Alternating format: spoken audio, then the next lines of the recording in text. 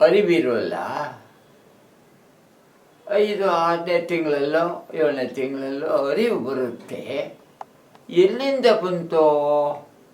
ಅಲ್ಲಿವರೆಗೂ ಇಲ್ಲದೆ ಇರೋದು ಆ ಅರಿವು ನನಗೆ ಎಲ್ಲಿಂದ ಬಂತೋ? ನನ್ನಲ್ಲೇ ಬಂದ್ಬಿಟ್ಟು ಇತ್ತಲ್ಲ. ನಾನು ಜೀವನ ಪೂರ್ತಿ ನಡೆಸೋವರೆಗೂ ಕೂಡ ಈ ದೇಹ ಬಿಟ್ಟು ಹೋಗೋವರೆಗೂ ಇತ್ತಲ್ಲ, ಅದು ಎಲ್ಲಿಂದ ಬಂತು?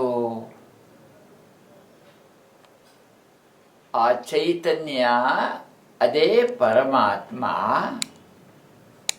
ಈ ದೇಹ ಇವೆಲ್ಲ ಮೊದಲು ಸೃಷ್ಟಿಸಬೇಕು ಅಂತ ಸೃಷ್ಟಿಸಿದ.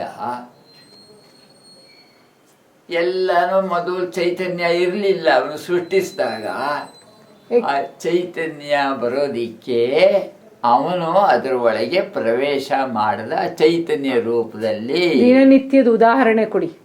ಆಯ್ತಾ? ದಿನನಿತ್ಯದ ಉದಾಹರಣೆ ಕೊಡಿ ನನಗೆ. ಓ,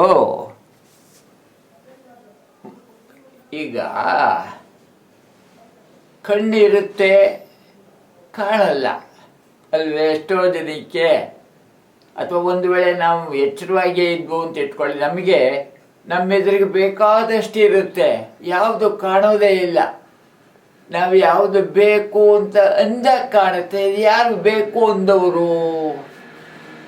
ಅಲ್ಲಿವರೆಗೆ ಇದನ್ನು ನೋಡಬೇಕು ಅಂತ ಅಂದವರು ಯಾರು? ಮನಸ್ಸಿನ ಮೂಲಕ ಹೇಳಿಸ್ತಾರೆ.